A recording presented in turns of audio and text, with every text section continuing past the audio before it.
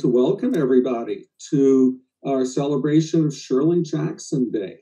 This is being facilitated by the Mccullough Library in North Bennington, Vermont.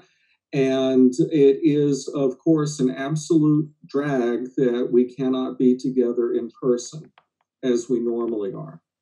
But on the other hand, because we're doing this as an online event, we have at least two of our readers probably would not have been able to get to Vermont to do this event from respectively Australia and England. So we're very happy to have them here. And as always, I want to thank the Mccullough Library and everybody with the library and gallery in North Bennington who make Shirley Jackson Day possible. And those of us who are involved with the Shirley Jackson Awards have had a great time working with the good people in North Bennington. And I hope that we'll all be seeing each other in person again around this time next year.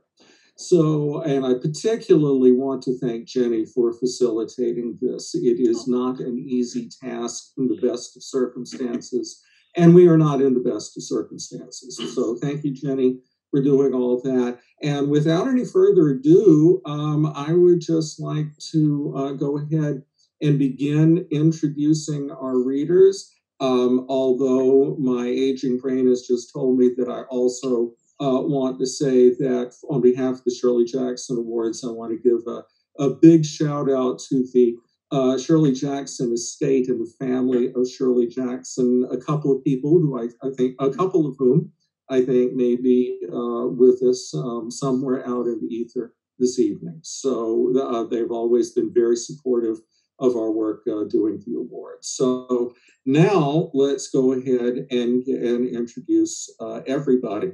Maybe I should say I'm Brett Cox. I am on the board of directors of the Shirley Jackson Awards. So our first reader is Chikotile Mccullough, who is with us from the United Kingdom, where she was born, but she was raised in Nigeria. She was a finalist for the Shirley Jackson Award for her short story Candy Girl, which was published in 2014. She was also a finalist for the NOMO Award in 2020 and the Kane Prize for African Literature in 2017 and 2020. She is also in 2019 was the winner of the inaugural Curtis Brown First Novel Prize. You can visit her in the Twitterverse at Chimelu. And also I should add that she did the heavy lifting at one point of serving on the Shirley Jackson jury. So I'm very happy to welcome as our first reader, Chikotile Mccullough. Thank you, Brett. So this evening, I'll be reading from one of my favorite Shirley Jackson short stories, if not my favorite Shirley Jackson short story, The Demon Lover.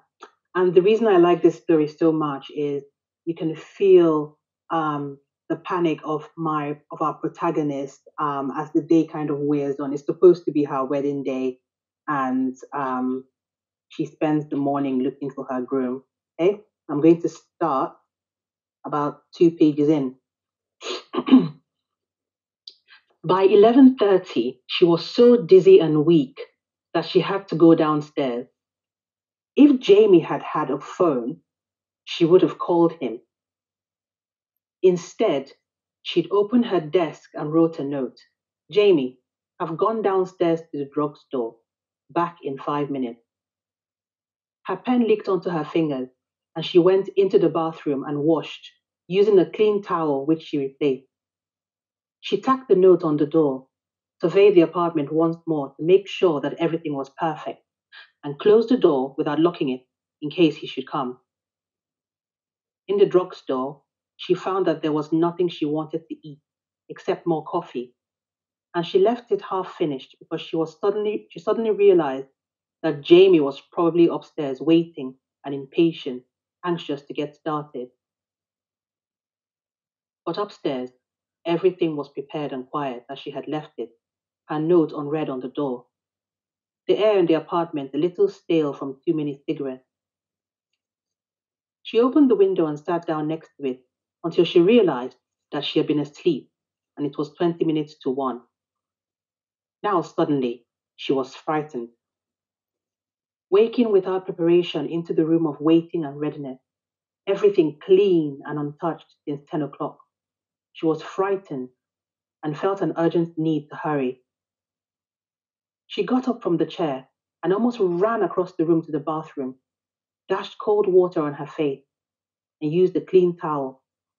This time she put the towel carelessly back on the rack without changing it. Time enough for that later.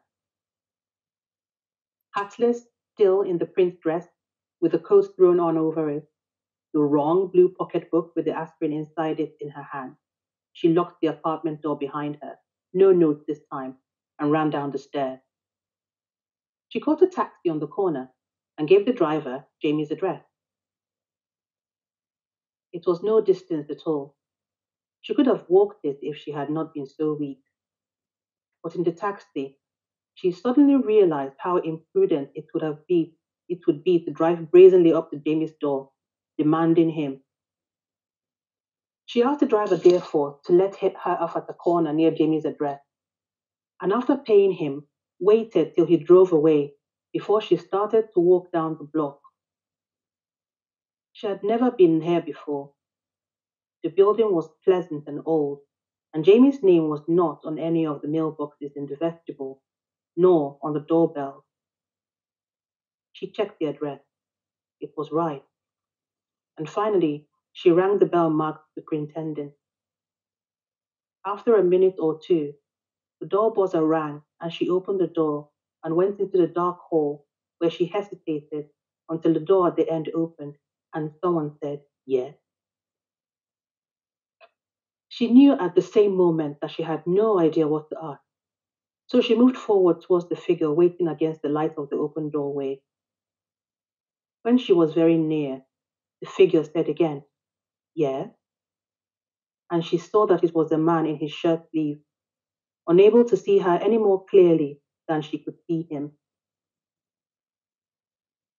With sudden courage, she said, "I'm trying to get in touch with someone who lives in this building, and I can't find the name outside."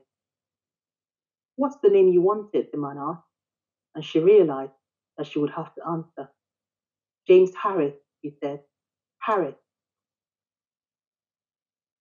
The man was silent for a minute, and then he said, "Harris." He turned around to the room inside the lighted doorway and said, "Margie, come here a minute." "What now?" a voice said from inside. And after a wait long enough for someone to get out of a comfortable chair, a woman joined him in the doorway, regarding the dark hall. "Lady here," the man said. "Lady looking for a guy named of Harris lives here. Anyone in the building?" "No," the woman said. Her voice sounded amused. "No men named Harris here." "Sorry," the man said. He started to close the door. "You got the wrong house, lady," he said, and added in a lower voice, "or the wrong guy." And he and the woman laughed. When the door was almost shut and she was alone in a dark hall, she said to the thin lighted crack still showing, "But he does live here. I know it." "Look," the woman said, opening the door again a little. "It happens all the time." "Please, don't make any mistake," she said, and her voice was very dignified, with 34 years of accumulated pride. "I'm afraid you don't understand." "What did he look like?" the woman said wearily, the door still only part open. "He's rather tall and fair. He wears a blue suit very often. He's a writer." "Now," the woman said, and then, "Could he have lived on the third floor?" "I'm not sure." "There was a fellow," the woman said reflectively. "He wore a blue suit a lot, lived on the third floor for a while. The Roysters lent him their apartment while they were visiting his folks upstate."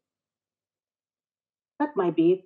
I thought, though, this one wore a blue suit mostly, but I don't know how tall he was," the woman said.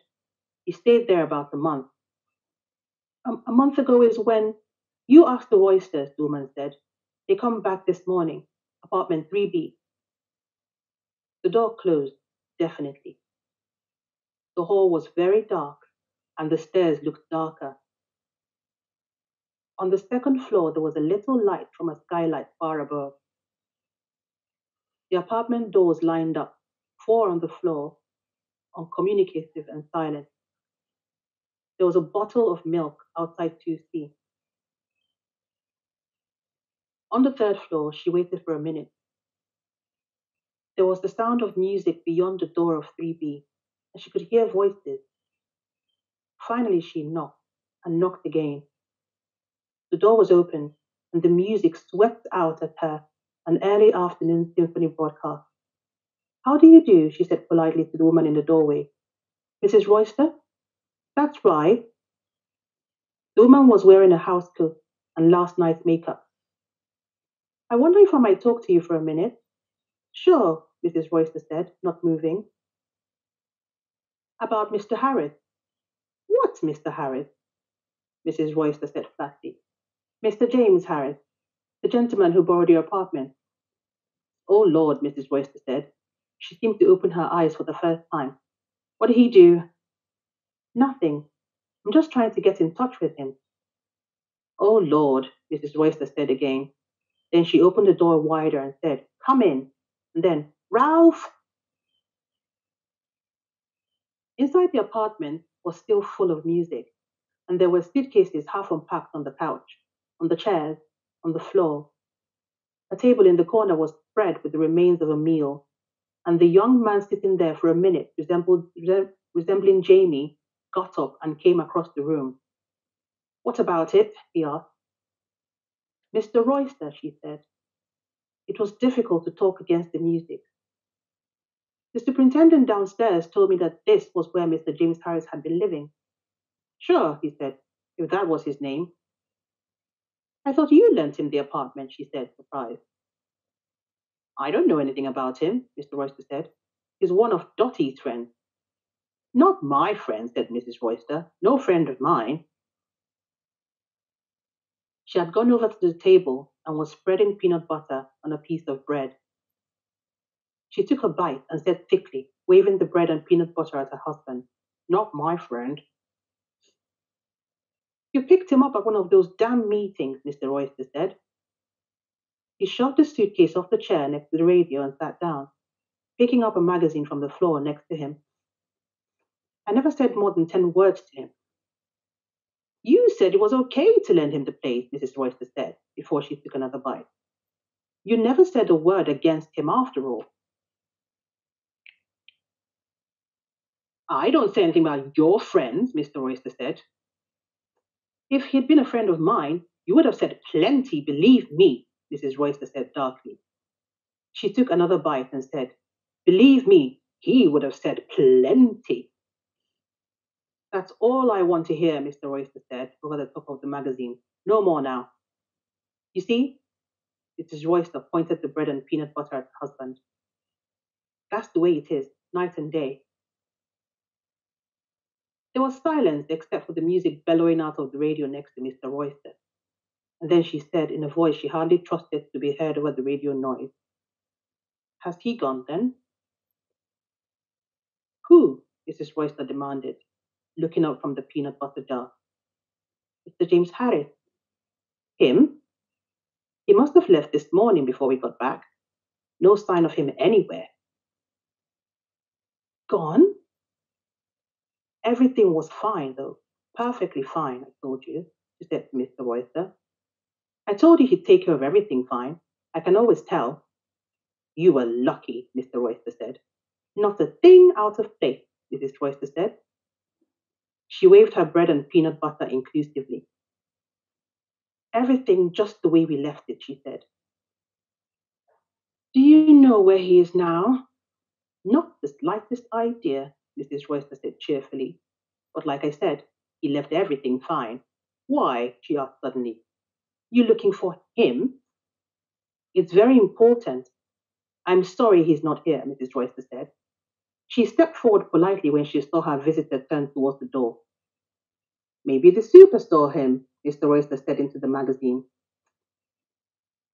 When the door was closed behind her, the hall was dark again, but the sound of the radio was deadened.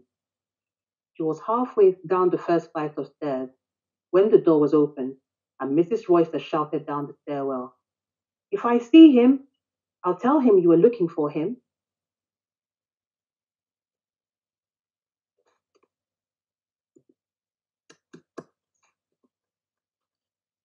Thank you. Thanks. That was great. Thank you so much. Thank you. I mean, it broke me out in goose pimples again, just thinking about her looking for this man that is supposed to be marrying her on their wedding day. Oh, it's in a large bibliography of creepy stories that has always been one of the creepiest. Yes. So good choice. Yes. Good choice. Thank you so much. We will, I don't know I'll insert here quickly that I don't know, to be honest, exactly what the setup is going to be in terms of a chat function through Facebook or anything else. But if there are if there is such a thing and there are any questions, we will address them after all of our readers have finished. So with that in mind, I'd like to move on to our next reader. And as a test case of how the internet works, our first reader is several thousand miles and a handful of time zones away. Our next reader lives about half an hour up the road from me here in Vermont. Mccullough Bay Galt is one of this year's finalists for the Shirley Jackson Award for Best Novel for her debut novel, Goodnight Stranger, which is from HarperCollins and which I believe is either just out or very soon to be out in its paperback edition. So available at fine bookstores everywhere. You local folk in North Bennington, go to the Bennington Bookshop and get it there. Up in our neck of the woods, go to Bear Pond Books, get it there. Just get it anywhere, and preferably supporting local and independent booksellers.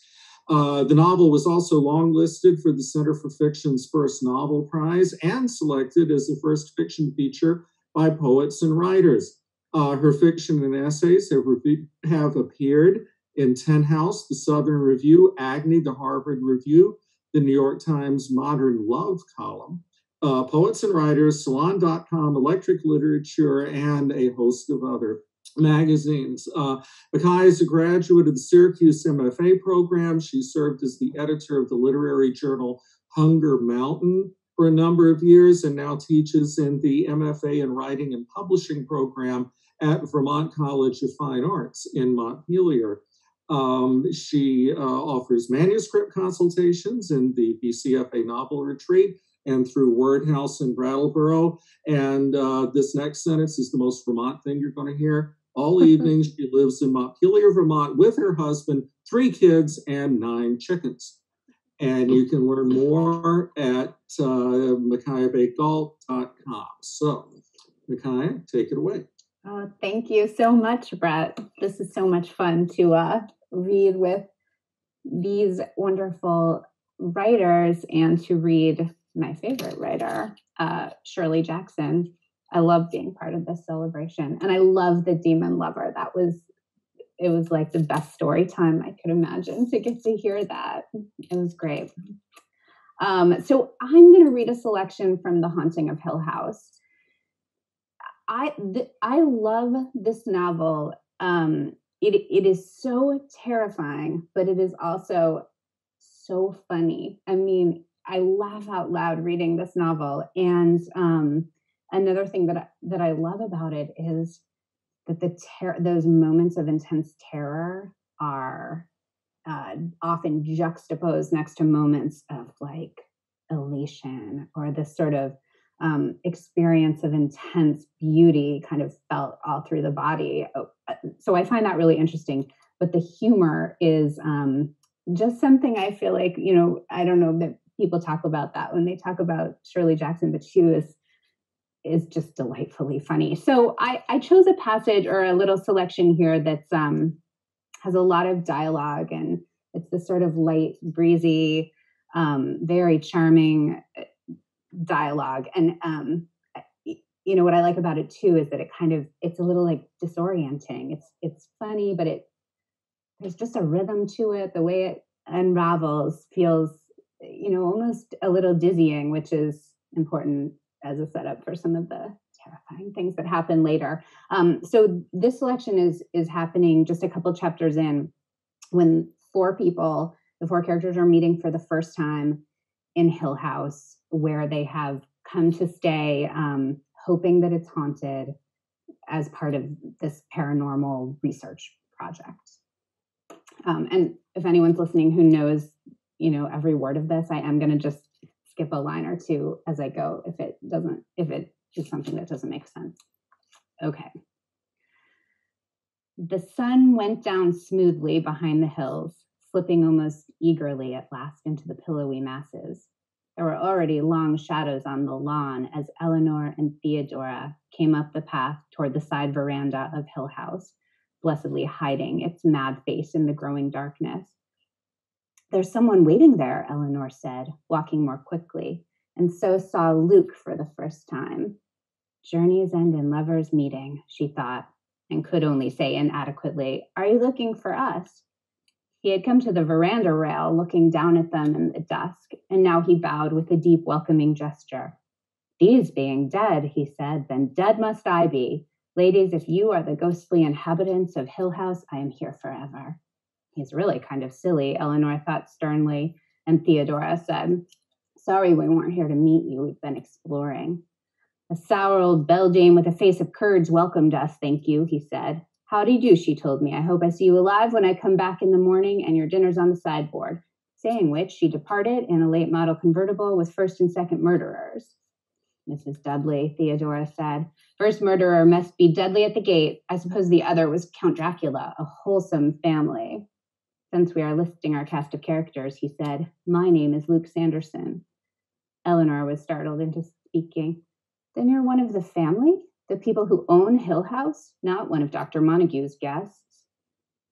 "I am one of the family. Someday this stately pile will belong to me. Until then, however, I am here as one of Dr. Montague's guests." Theodora giggled. "We," she said, "are Eleanor and Theodora, two little girls who were planning a picnic down by the brook and got scared home by a rabbit." "I go in mortal terror of rabbits," Luke agreed politely. "May I come if I carry the picnic basket?" "You may bring your ukulele and strum to us while we eat chicken sandwiches. Is Dr. Montague here?" "He's inside," Luke said, gloating over his haunted house. They were silent for a minute, wanting to move closer together, and then Theodora said thinly, "It doesn't sound so funny, does it, now it's getting dark? Ladies, welcome," and the great front door opened. "Come inside. I am Dr. Montague." The four of them stood for the first time in the wide, dark entrance hall of Hill House. Around them, the house steadied and located them. Above them, the hills slept watchfully. Small eddies of air and sound and movement stirred and waited and whispered, and the center of consciousness was somehow the small space where they stood, four separated people, and looked trustingly at one another. "I am very happy that everyone arrived safely and on time," Dr. Montague said. "Welcome, all of you. Welcome to Hill House. Although perhaps that sentiment ought to come more properly from you, my boy. In any case, welcome, welcome. Luke, my boy, can you make a martini?" Dr. Montague raised his glass and sipped hopefully and sighed. "Fair," he said, "only fair, my boy. To our success at Hill House, however." "How would one reckon success exactly in an affair like this?" Luke inquired curiously. The doctor laughed. "Put it then," he said, "that I hope that all of us will have an exciting visit, and my book will rock my colleagues back on their heels. I cannot call your visit a vacation, although to some it might seem so, because I am hopeful of your working. Although work, of course, depends largely upon what is to be done, does it not?" "Notes," he said with relief, as though fixing upon one unshakable solidity in a world of fog. "Notes. We will take notes. To some, a not unbearable task." "So long as no one makes any puns about spirits and spirits," Theodora said, holding out her glass to Luke to be filled. "Spirits?" The doctor peered at her. "Spirits? Yes, indeed, of course none of us." He hesitated, frowning. "Certainly not," he said, and took 3 quick agitated sips at his cocktail.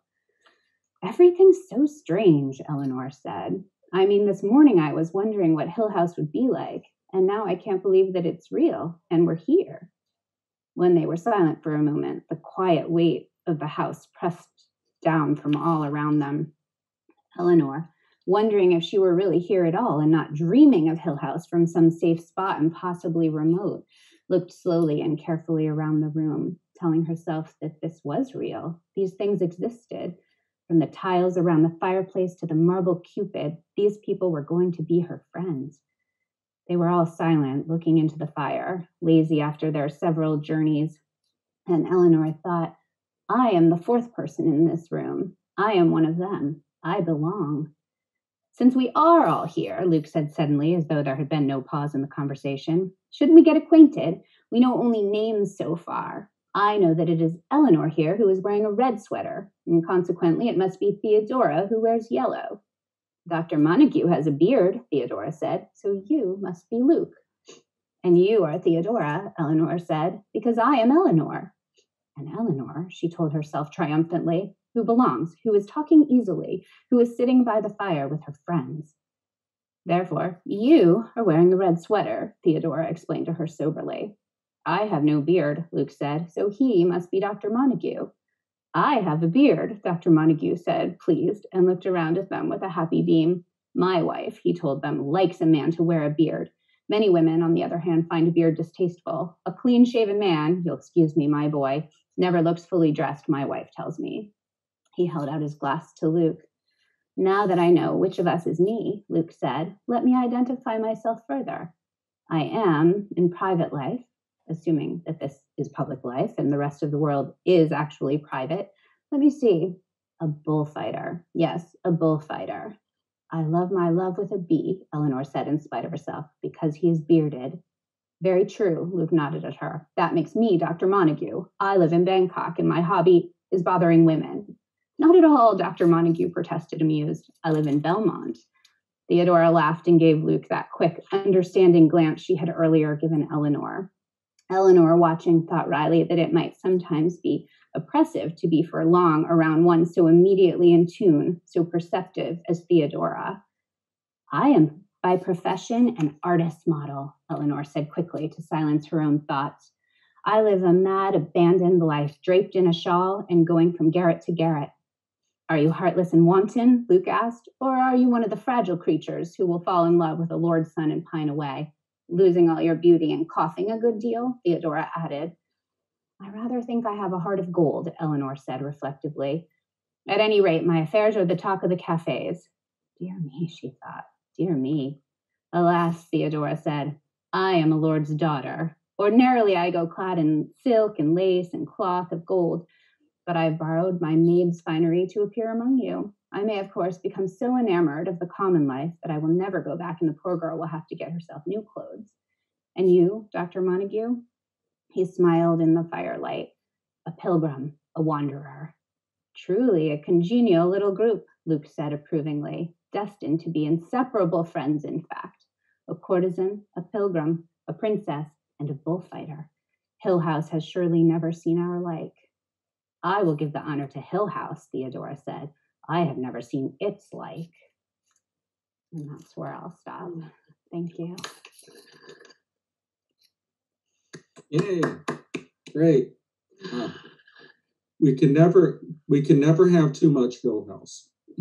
we really can't. Thank you so much for that. I had meant to, let me do another insert here. I had meant to mention earlier that Chakotay was going to have to leave us early this evening. It is well after midnight where she is. So I want to thank her again for staying up late and joining us in our celebration of Shirley Jackson here on Lottery Day. This is not always on exactly Lottery Day, but this year it is. So for our next reader, we go from half an hour up the road to the opposite side of planet Earth as we welcome Karen Lauren, who is dialing in from Australia. Karen is a past winner of the Shirley Jackson Award for her 2012 novella Sky, and she is also a finalist this year once again in the Best Novella category, and also has done the heavy lifting, in her case, the repeated heavy lifting of being a Shirley Jackson Award juror.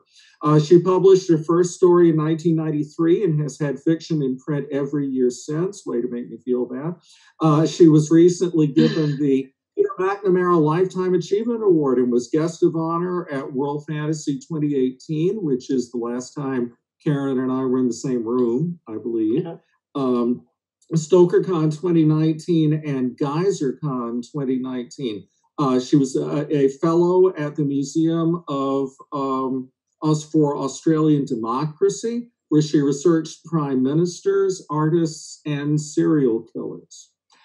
She has also served as a judge for the World Fantasy Award, in addition to our awards here. She's published 5 multi-award winning novels, 7 short story collections, including the multi-award winning Through Splintered Walls. And I could not be happier to have Karen reading with us tonight. So, Karen, it's all yours. Thanks so much, Brett. And yes, hopefully we'll all be in person again soon. But I'm totally thrilled to actually have the chance to be a part of this day, which I hadn't had the chance to be so before. Those last 2 readings were just amazing. I'm completely entranced. Mccullough, I just love that section so much. It just makes me laugh and laugh and laugh. It's also got that underlying, as you say, the twists and the underlying tension beneath it, and this desperation of wanting to be a part of something that I just love so much, and the building of community that starts happening with these 4 very disparate sort of people. I absolutely adore that bit. So thank you.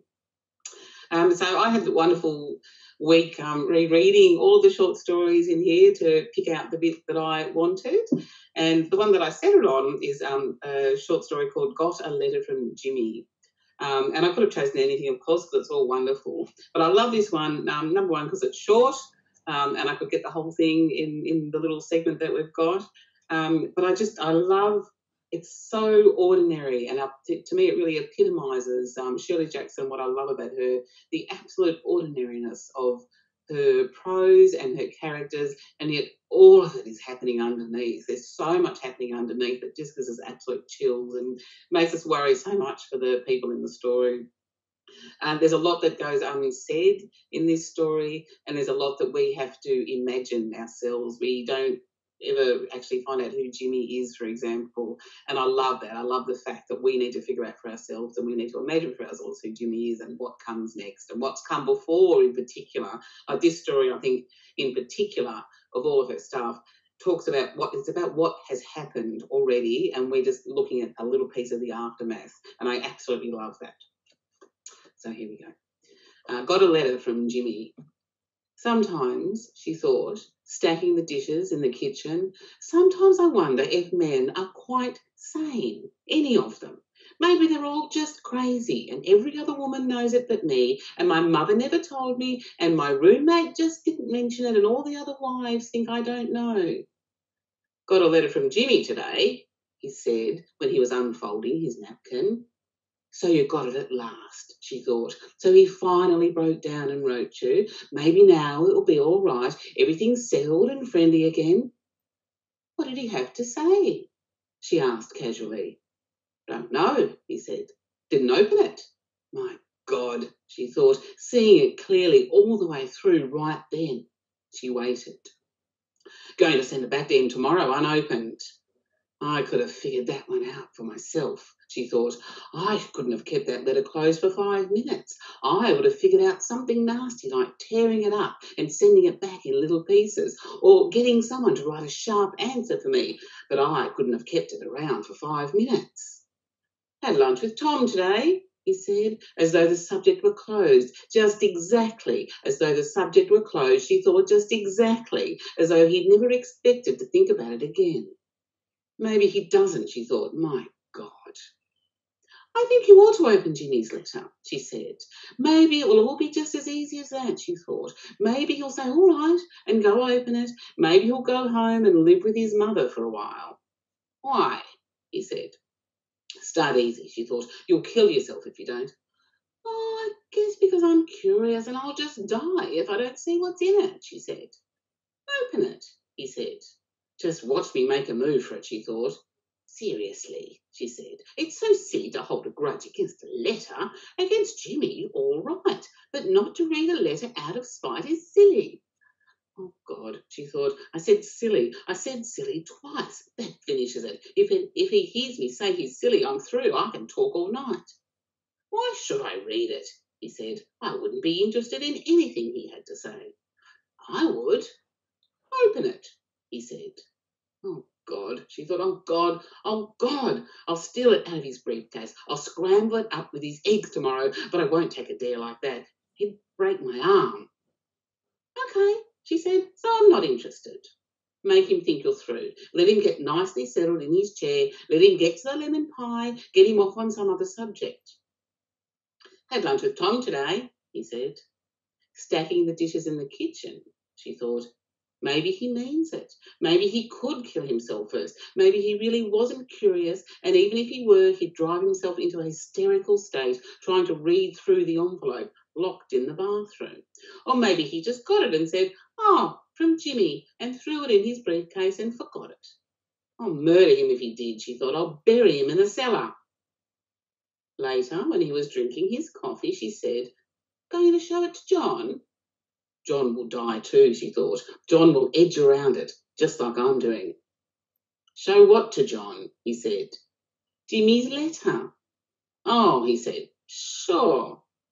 A tremendous triumph captured her. So he really wants to show it to John, she thought. So he just wants to see for himself that he's still mad. He wants John to say, really, are you still mad at Jimmy? And he wants to be able to say yes. Out of her great triumph, she thought, he really has been thinking about it all this time too. And she said, before she could stop herself, thought you were going to send it back unopened. He looked up. I forgot. Guess I will. I had to open my mouth, she thought. He forgot. The trouble is, she thought, he really did forget. It slipped his mind completely. He never gave it a second thought. If it was a snake, it would have bit him. Under the cellar steps, she thought, with his head bashed in and his goddamn letter under his folded hands. And it's worth it, she thought. Oh, it's worth it.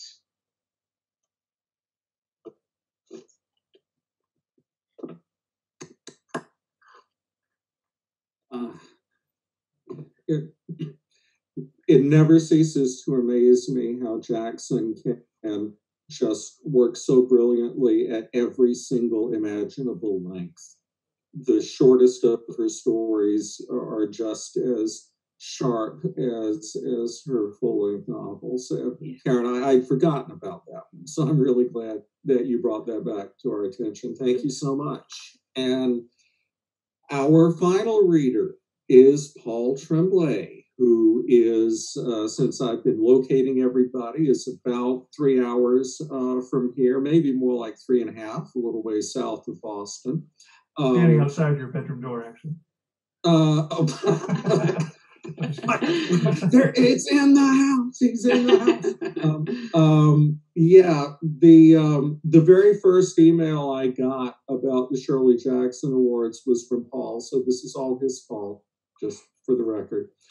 He is the award-winning author of Growing Things, The Cabin at the End of the World, Disappearance at Devil's Rock, A Head Full of Ghosts, and the forthcoming any minute now novel Survivor Song, which I believe has a publication date of next month. So look for that in the aforementioned bookstores. His essays, reviews, and short fiction have appeared in the Los Angeles Times, New York Times, Entertainment Weekly Online, and numerous year's best anthologies. He has a master's degree of mathematics, lives outside Boston with his family, is in fact a math teacher. So whenever anything comes up having to do with numbers, we always turn it over to Paul, because all the rest of us are English majors and cannot distinguish between mathematics and arithmetic. So, Paul, what you got? All right. Thank you, Brett. And thank you everyone for having me here. It's an honor. Chicololi's, Micaiah's, and Karen's readings were amazing. I hope I don't screw mine up. I'm really nervous. I don't know why. I'm going to be reading from The Intoxicated, which is it's hard to pick a favorite Shirley Jackson story, but it's one that I found myself rereading the most. And in these just six pages, you get a full blast of her wit, as Micaiah and Karen both talked about. You also get a full blast of her feminism, of her love for those who identify themselves as the outsider, and like most of her work as well that we've listened to tonight.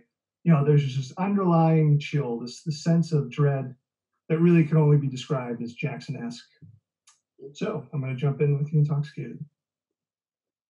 He was just tight enough and just familiar enough with the house to be able to go out into the kitchen alone, apparently to get ice, but actually to sober up a little.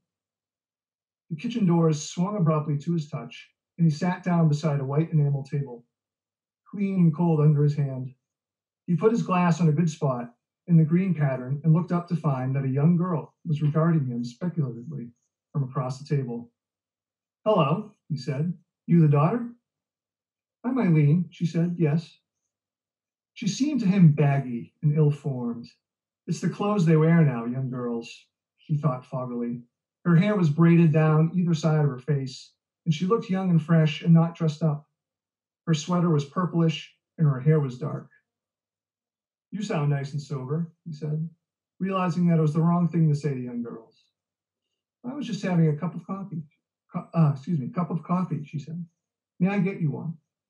He almost laughed, thinking that she expected she was dealing knowingly and competently with a rude drunk. "Oh, thank you," he said. "I believe I will." He made an effort to focus his eyes. The coffee was hot. And when she put a cup in front of him, saying, "I suppose you like it black," he put his face into the steam and let it go into his eyes, hoping to clear his head. "It sounds like a lovely party," she said, without longing. "Everyone must be having a fine time." "It is a lovely party." He began to drink the coffee, scalding hot, wanting her to know she had helped him. His head steadied, and he smiled at her. "I feel better. Thanks to you." "It must be very warm in the other room," she said soothingly. Then he did laugh, out loud, and she frowned, but he could see her excusing him as she went on. "It was so hot upstairs, I thought I'd like to come down for a while and sit out here." "Were you asleep?" he asked. "Did we wake you?" "I was doing my homework," she said. He looked at her again, seeing her against a background of careful penmanship and themes, worn textbooks, and laughter between desks. "You're in high school?" "I'm a senior." She seemed to wait for him to say something, and then she said, "I was out a year when I had pneumonia." He found it difficult to think of something to say, and so he pretended he was listening to the distant noises from the front of the house. "It's a fine party," he said again, vaguely. "I suppose you like parties," she said. Dumbfounded, he sat staring into his empty coffee cup. He supposed he did like parties. Her tone had been faintly surprised, as though next he were to declare for an arena with gladiators fighting wild beasts, or the solitary circular waltzing of a madman in a garden. "I'm almost twice your age, my girl," he thought. "But it's not so long since I did homework too." "Play basketball?" he asked. "No," she said. He felt with irritation that she had been in the kitchen first, that she lived in the house, that she must keep on talking to her, that he must keep on talking to her. "What's your homework about?" he asked. "I'm writing a paper on the future of the world," she said, and smiled. "It sounds silly, doesn't it? I think it's silly. Your party up front is talking about it. That's one reason I came out here." He could see her thinking that that was not at all the reason he came out here. And he said quickly, "What are you saying about the future of the world?" "I don't really think it's got much of a future," she said. "At least, the way we've got it now." "It's an interesting time to be alive," he said, as though he were still at the party. "Well, after all," she said, "it isn't as though we didn't know about it in advance." He looked at her for a minute. She was staring absently at the toe of her saddle shoe, moving her foot softly back and forth, following it with her eyes. "It's really a frightening time when a girl 16 has to think of things like that." In my day, he thought of saying mockingly, girls thought of nothing but cocktails and necking. "I'm 17. She looked up and smiled at him again. "There's a terrible difference," she said. In my day, he said, overemphasizing, girls thought of nothing but cocktails and necking. "That's partly the trouble," she answered him seriously. "If people had been really honestly scared when you were young, we wouldn't be so badly off today." His voice had more of an edge than he intended, and he turned partly away from her, as though to indicate the half interest of an older person being gracious to a child. I imagine we thought we were scared. I imagine all kids, 16, 17, think they're scared. It's part of a stage you go through, like being boy crazy. I keep figuring how it'll be. She spoke very softly, very clearly, to a point just past him on the wall. Somehow, I think of the churches as going first, before even the Empire State Building, and then all the big apartment houses by the river slipping down slowly into the water with the people inside, and the schools, in the middle of Latin class maybe, while we're reading Caesar. She brought her eyes to his face, looking at him in numb excitement. Each time we begin a chapter in Caesar, I wonder if this won't be the one we never finish. Maybe we in our Latin class will be the last people who ever read Caesar. That would be good news, he said lightly. I used to hate Caesar. I suppose when you were young, everyone hated Caesar, she said coolly.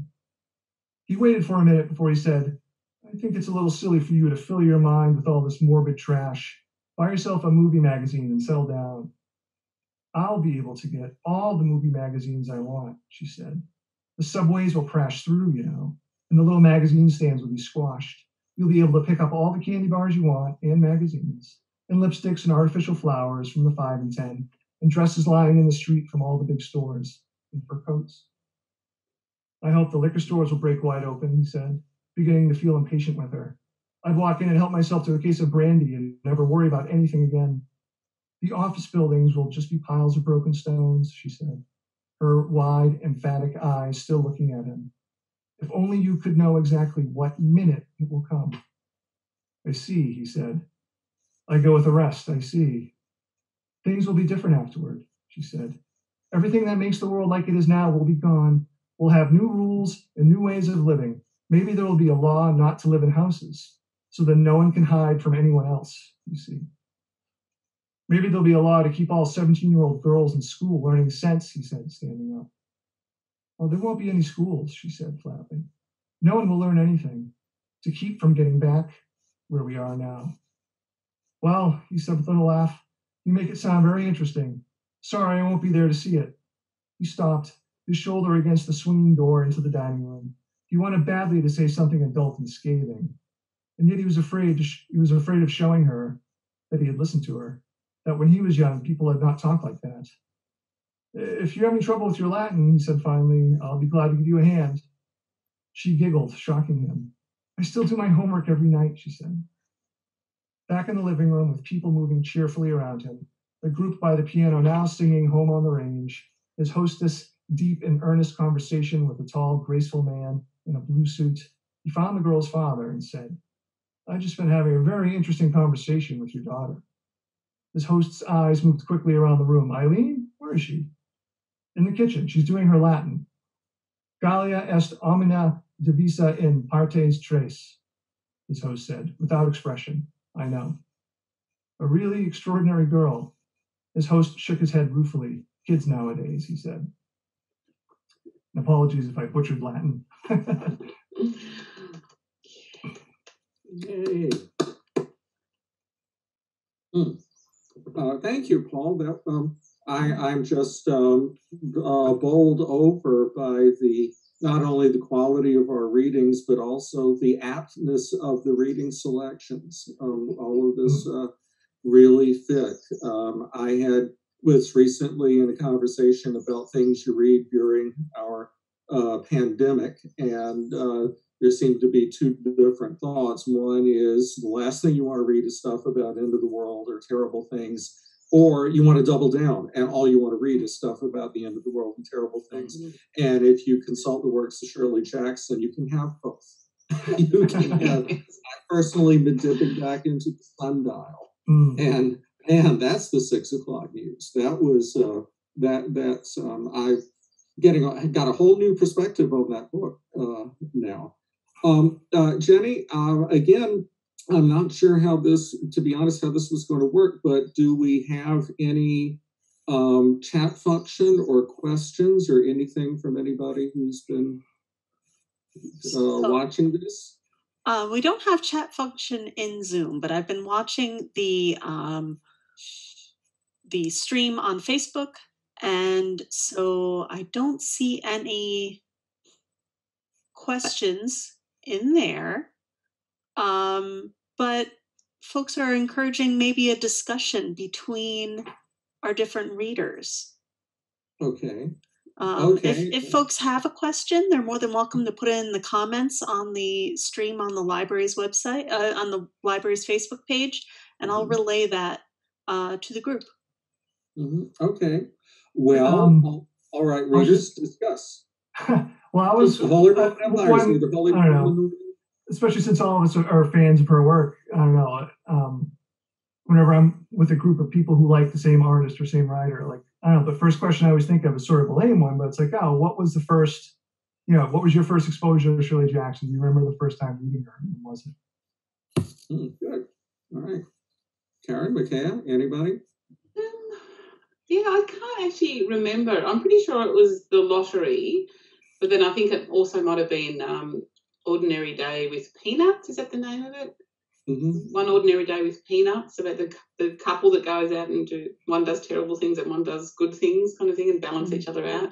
And I think that was just from a library book, an anthology that I borrowed from the library by mistake, and read that story and was just so blown away with this ordinary tone that she uses, and yet this horrifying stuff that she's depicting. And I was already writing down. This is before I was in print, so it was probably at least 5 years or so before I published my first short story, but was already writing. And I remember having that feeling of saying, oh, so it is okay for me to be writing terrible things about how humans behave. I don't actually have to write happy endings, and I don't have to make everyone be nice to each other. So that was, I remember that feeling that, among other writers, she was one of the ones that gave me the freedom to be awful on the page. The freedom to be awful. There's a T-shirt in the making there. Mccullough, what about you? What was your intro to Shirley? Definitely The Lottery, but I've read it and appreciate it since then. But that didn't make me love her. Do you know what I mean? Like when I read that in middle school or as a teenager, I liked it okay, but I didn't love her. I feel like some of her work has this sort of enchantment, this just underlying enchantment. You feel that you're reading a spell or something. I don't know how else to put it. And that's what I love about Hill House and about, the short stories where, where you feel so disoriented and you sort of, it's dreamlike. It just feels like a spell has been cast. And that's what I love. But I just want to mention that, so I loved her work, but then reading just in the past 5 years or whenever her essays for the first time as like the mother of young children living in Vermont, trying to be a writer was just like the most amazing experience for me. And the way seeing, the world, the way she kind of could see it and spin it in these essays that she was writing and publishing then, I loved. I mean, that was the thing that kind of made me feel like that changed the way I even looked at my life. So I had to mention the essays. Can I just ask a question? I think that's a really interesting point that you read The Lottery in middle school but didn't fall in love with her then. And I know I don't know that we get it in Australia as a set piece, but I know you guys do in America a lot. But I have heard a couple of kids, teenagers, saying, they don't really care that much for the story. So is it being set too soon? And do you need to be adult actually to kind of appreciate that story and maybe her works? Because we kind of give it to kids, to younger, like teenagers to read, because they go, oh my God, you've got to read this story. It's incredible. It'll change your life.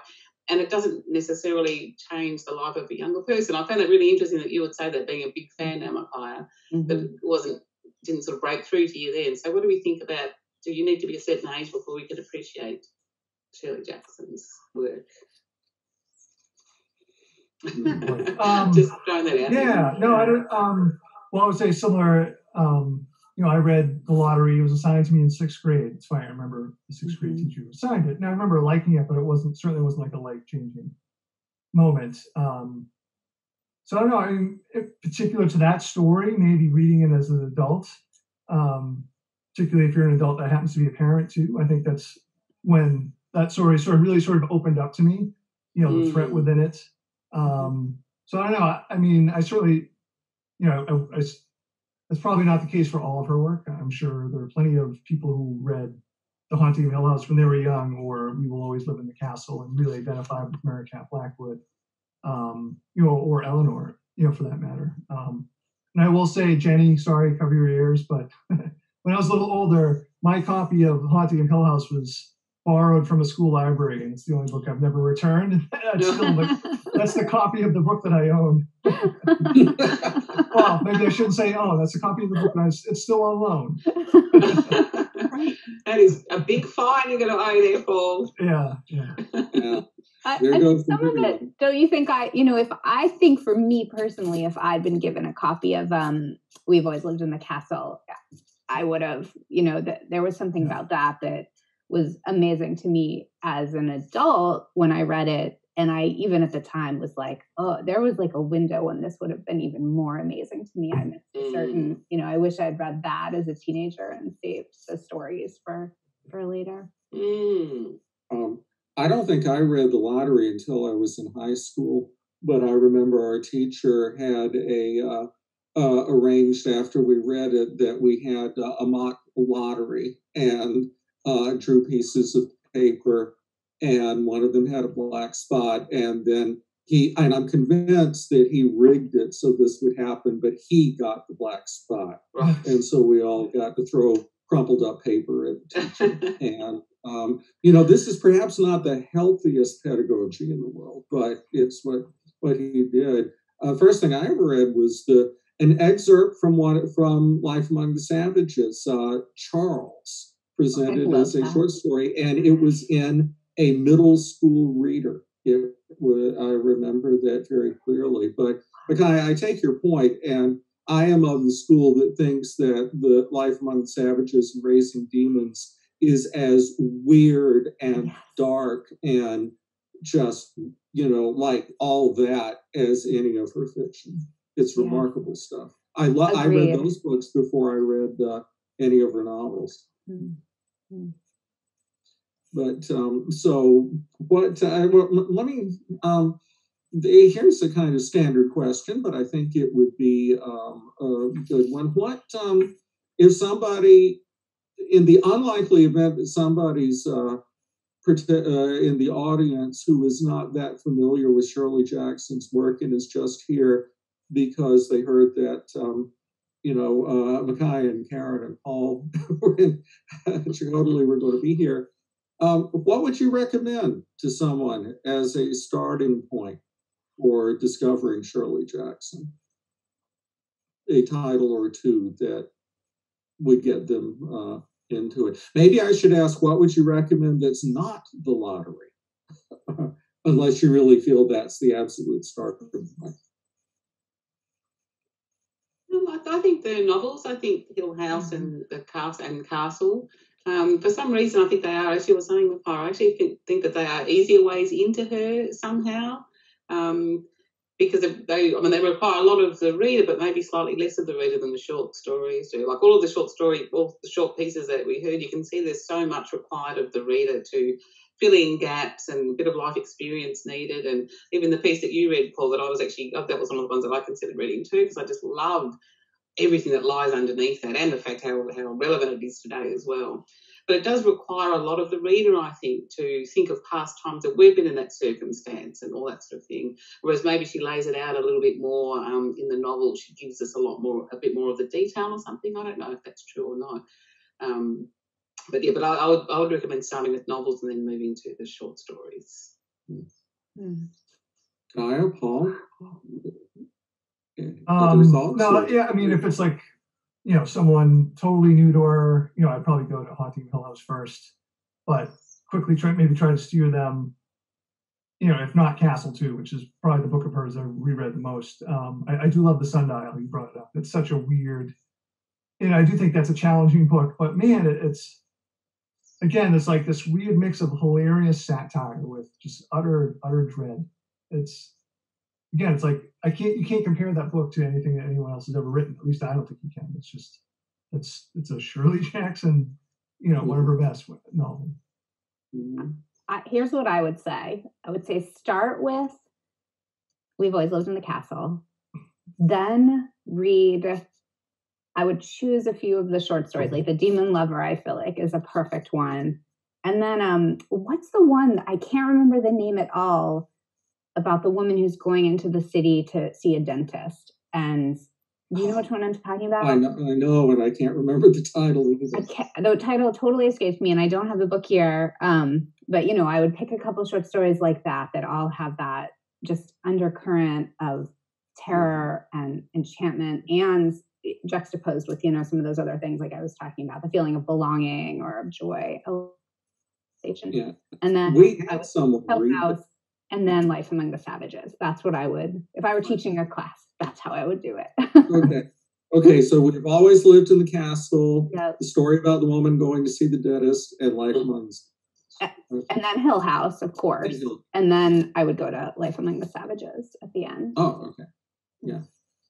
All right, good.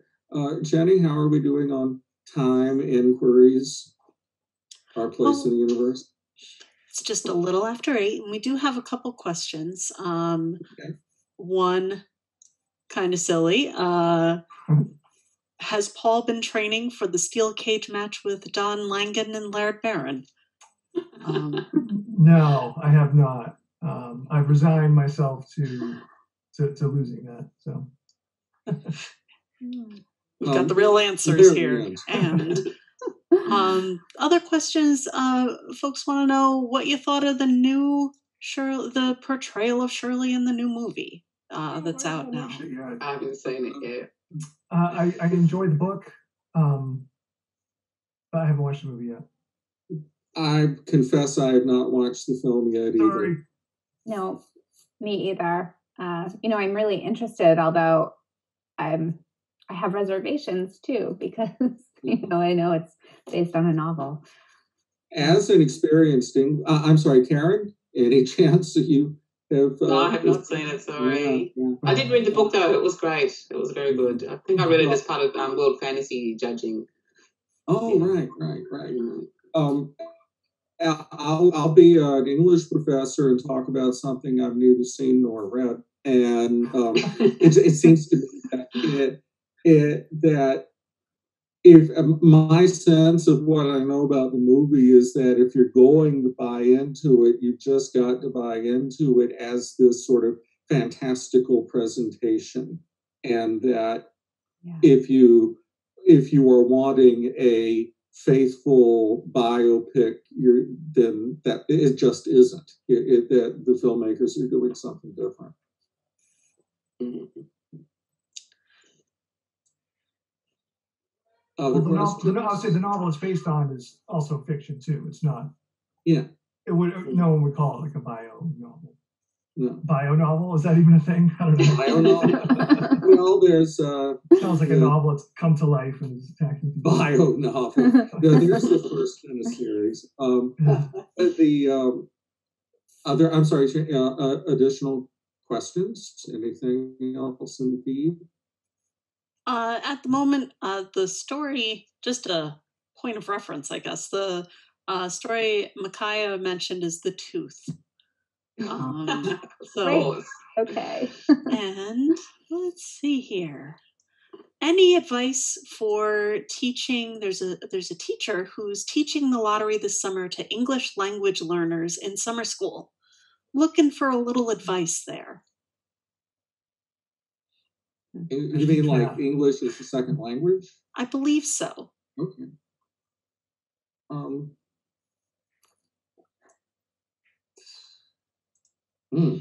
on, Professor. You may have stumped the panel.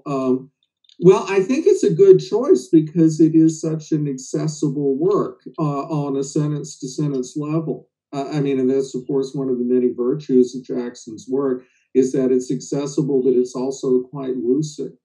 And there is a lot to talk about in this story, to say the least.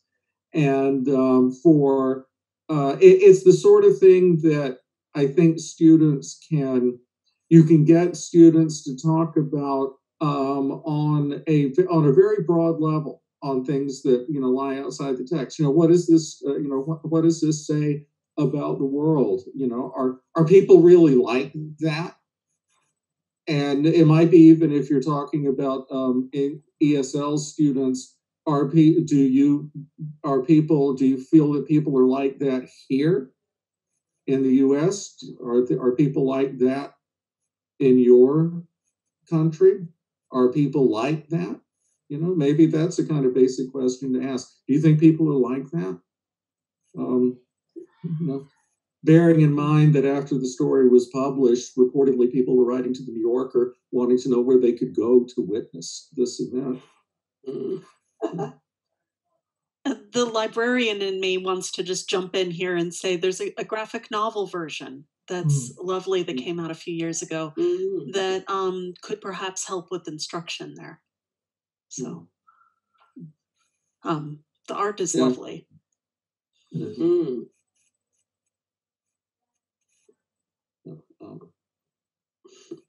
More. Let's see, I'm scanning through here for. Oh, here we go. Shirley Mania began about 5 years ago. Why do you think people are recognizing her so many years later? That's a great question.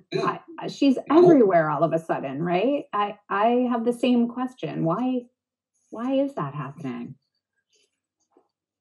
I mean, well, as Brett pointed out after we were all finished reading, it's clear her fiction is still very much of the moment. And I do think a little bit of a rediscovery. I don't know, maybe it's also, I don't know. So writers like, I don't want to age everybody here, but like our age or my age, sort of who maybe grew up reading in the 80s and discovered Shirley Jackson, are a lot of the people who are, doing a lot of horror work currently. Clearly, Gen X is not the only, subsection of horror writers. But I don't know. I think maybe part of that was sort of them happily, saying, hey, you guys have to look at Shirley Jackson. Or these are the things that, Shirley her work is part of what inspired the people who are, putting out work now, which I think might be a big part of it, but I don't know.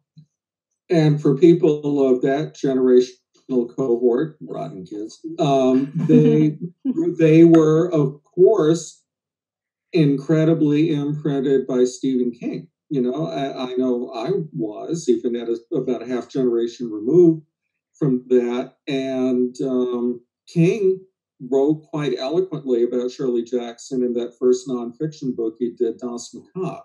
And so you have that same generation that has Stephen King telling them, hey, this is somebody you really ought to take a look at.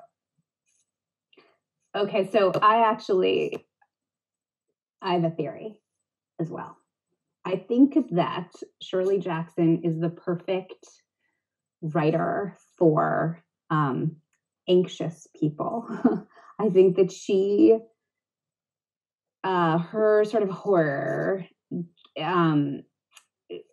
sort of gives a structure for anxiety that can exist beside a lot of beauty and a lot of joy. I know I've said this a couple times, but I think it really is the thing I love the most about her. And I think that, I think that there's a lot of anxiety in the world today. And people are searching for sort of a container, or a structure for understanding it. And I think she gives one. I definitely feel that way, sort of personally for myself. And it is a container that also is hopeful, has sort of hope and beauty and a kind of wonder in the world that makes the anxiety more bearable. Couldn't add to that. I love that. Write that down. I did. I wrote an essay about that. That's right. That was the Lit Hub piece. Lit Hub, yeah, that was the Lit Hub piece. Mm-hmm. Yeah. Well, it's true. I mean, you want anxiety. I mean, I said I was rereading the Sundial, but just consider these two sentences. Consider, said Essex, consider, you drink straight scotch, Mrs. Willow, consider our several methods of estimating reality. We are, not to put too fine a point on it, gathered here waiting, and yet we have no way to prepare. This is not real. What we are doing now, we have no function beyond waiting. So there. But no, Mika, I think that's right. All right. Well, I think we still have some questions, but I believe some of our panelists need to leave our company for the evening. Yes, I'm sorry. I've got a friend has a live event on Facebook where he's launching his book, and I'm a part of that. So I better go and join him over there. Not leave him stranded. I'm sure he'll do fine on his own, but yeah, I better go and join him over there. Okay. Thank you. Well, and I'm similarly double booked with the podcast at 8:30. So. Oh, okay. Well then, you still got the time, but yeah. Well, thanks to everybody. This was just wonderful. I hope we can all meet up in the same bar by this time next year. I do want to note, since this is being connected with the Shirley Jackson Awards, that this year's awards, there will be an awards ceremony. It will be online. It will be, I guess the 12th. Is that what I believe what we're looking at? So. Sunday, July 12th, and there will be more information forthcoming about that. So do join us for that.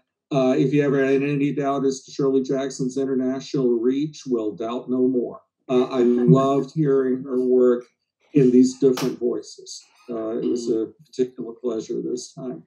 So thank you all, and thanks again, Jenny, for setting all of this up. Oh, of course, my pleasure. It's, when you're a librarian, especially in a small town, a small library, and someone's like, here, have this amazing event, do this thing, here you go. Yes. So it's just been thrilling. And I'm a real fan of the genre and of your work. So thank you. It's been a real pleasure. And I'm so glad that we could bring perhaps this small bit of normalcy to folks locally and internationally now. And I hope next year we can all meet face to face. And I'm already kind of planning for next year. And I guess I'll do a little housekeeping for the Mccullough Library. So thank you so much for attending and sharing your talents and time with us. So thank you. Thank you. Thanks everybody. Take care, everybody. Be well. Yeah. So here at the thanks, folks. Here at the Mccullough Library, we do have a couple things coming up that you can take advantage of. We're doing book pickups twice a week. You can call or email, but calling is a good way if you aren't already connected with our online order forms and things like that. So book pickups twice a week. We're still doing that. Summer reading for kids is going strong. Please feel free to call if you'd like more information about that. We have a creative guided journaling course with local poet, Shaftesbury poet James Cruz. That's online on July 11th and 18th. There's still plenty of space in this online mini course, and every participant gets a free journal. So feel free to call or email. You can email me at M as in Mary, C as in cat, library@comcast.net. That's a good way, and I'll get you all set up for that. The other thing going on we have is this New England Uncovered. If you like Shirley Jackson's work, we've been doing a reading and discussion series with the Vermont Humanities Council. And our next book in that series is Russell Banks' Affliction. And I have copies here to lend out. And it's an online meeting, so I can get you the link for that as well. So please feel free to call the library or email me at M as in Mary, C as in cat, library at comcast.net. I'll get you all set up for that. I'd like to thank everybody connected with this for making this happen and for all their help, and the folks at Cat TV, for Jay and Barry, Shirley's children, for being so gracious. Joanne Cox from the Shirley Jackson Awards. She does yeoman's work on this. And to everybody else who is tuning in, thank you for sharing your evening with us. And also at the left bank, there is a by appointment. I think you can go and look at a gallery exhibit inspired by Shirley Jackson's The Sundial. That's also available on their website. It's a digital gallery as well. If you Google Left Bank, North Bennington, Vermont, and look at, I think it's in the gallery, in the chat section on the Facebook live event, there's a link. And it's just fabulous. I took a look earlier and it's great. Yeah, thank you so much for attending. I hope you all stay safe, stay healthy, and we'll see each other on the other side. Thanks. Good night.